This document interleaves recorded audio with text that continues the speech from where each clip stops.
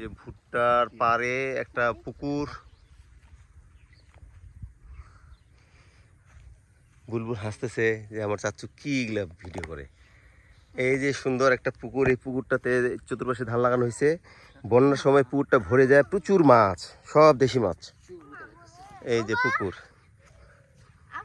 এই সব পিচ্চিদেরকে আমি নিয়ে আসছি বেড়াইতে।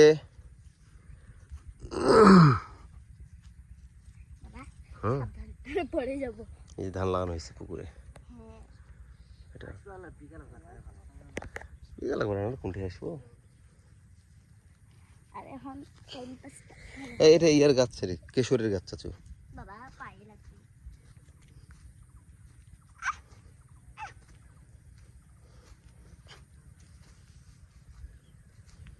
চাচু ও পাখা জাল যাবে কেন করে রে?